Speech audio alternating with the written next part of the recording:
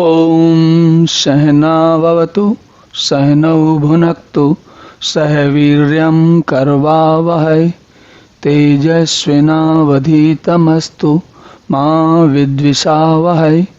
ॐ शांति शांति शांति। हरि ओम।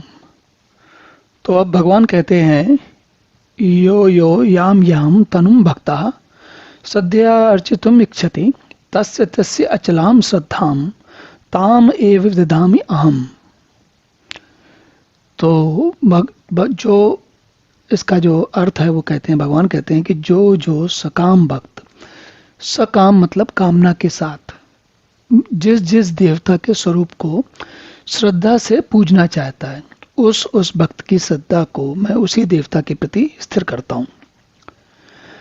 अब इसको समझने से पहले जरा एक बार पिछला श्लोक याद करते हैं। तो उसमें भगवान ने कहा था कि विभिन्न मनुष्यों में विभिन्न प्रकार की इच्छाएं होती हैं और ये इच्छाएं किसी न किसी भोग की ओर ले आती हैं।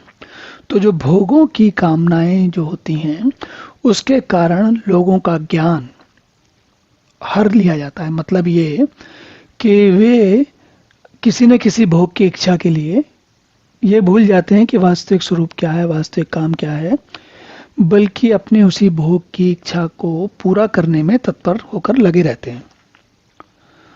और जो इस कारण से, अब जैसे एक उदाहरण लिया जाए, कोई उदाहरण लेते हैं, मान लीजिए किसी को धन की इच्छा है, तो वो क्या करेगा?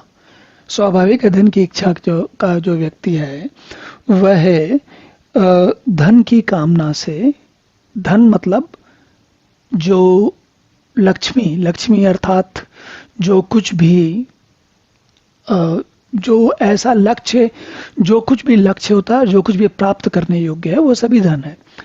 मतलब ये धन का मतलब केवल रुपए पैसा नहीं होता। धन का मतलब जिसे हम जायदाद कहते हैं, जिसे हम पुत्र कहते हैं, जिसे हम समाज में के जो लोगों के बीच में यश होता है, ये सारी चीजें धन और ऐश्वर्य साथ साथ चलते हैं। तो धन और केवल धन जो होता है, जैसे हम सामान्यतः जब कामना करते हैं तो हम सोचते हैं कि हम केवल रुपए की कामना कर रहे हैं। हम केवल रुपए की कामना नहीं कर रहे होते, बल्कि हम सुखों, धन से प्राप्त होने वाले सुखों की कामना कर रहे हैं। ये इसका उदाहरण इस बात से भी समझ सकते हैं आप कि किसी कारण से यदि रुपया या जो भी मुद्रा है वह प्रचलन में बंद हो जाए तो हमारा धन किसी काम का नहीं। आज हम कहते हैं कि स्वर्ण सबसे काम की चीज है, पर कोई ऐसा कारण हो जाए कि मानव जाति के लिए स्वर्ण का कोई उपयोग न रह जाए तो स्वर्ण किसी काम का नहीं। तो भगवान ये कह रहे हैं कि जो हम, पिछले श्लोक में भगवान ने कहा कि हमारे मन में विभिन्न प्रकार की कामनाएं, भोगों की कामनाएं होती हैं और उन भोगों की कामना को पूरा करने के लिए हम प्रयत्नशील रहते हैं।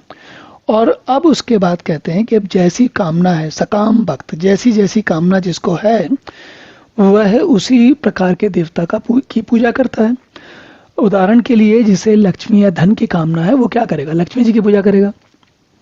जिसे विद्या की कामना है वो गणेश जी की पूजा करेगा या सरस्वती जी की पूजा करेगा। तो और जिसे संगीत में बहुत अत्यधिक दिलचस्पी है वह वाग देवी की कामना करेगा, वाग देवी की पूजा करेगा।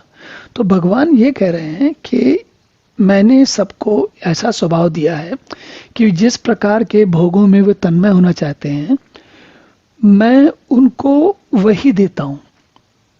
तो आप कहेंगे कि इसमें क्या बात क्या हुई, ये क्या कहा जा रहा है?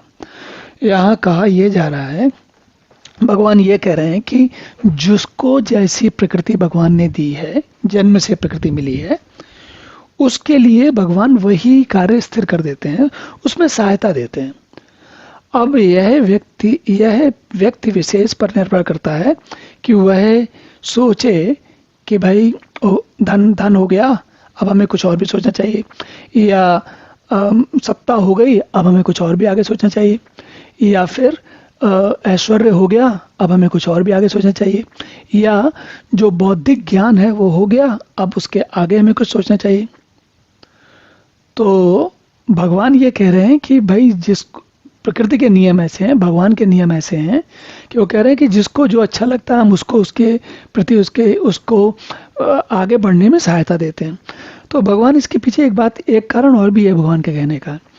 वो इसलिए कह रहे हैं कि अगर किसी को धन का लालच है या धन के भोग की कामना, लालच को थोड़ा हटा दें, धन के भोग की कामना है, तो अगर भगवान कहें कि नहीं उसको तो अब हम बार बार भटकाएं, अब उसको हम कहें नहीं तुम सत्ता के पीछे पड़ जाओ, तो क्या होगा? व्यक्ति बहुत ज़्यादा दिग्भ्रम में पड़ जाएगा। तो भगवान ये कहते हैं कि जिसको जिस देवता की कामना है मैं उसको उसी के प्रति स्थिर करता हूँ। इसका साधारण सीधा मतलब ये है कि जैसी प्रकृति है वैसा आपको वातावरण मिलता जाता है। चलिए अब अगला श्लोक देखते हैं। ओम पूर्णमदः पूर्णमिदं पूर्णात् पूर्णमुदच्यते पूर्णस्य पूर्णमादाय पूर्णमेवावशिष्यते।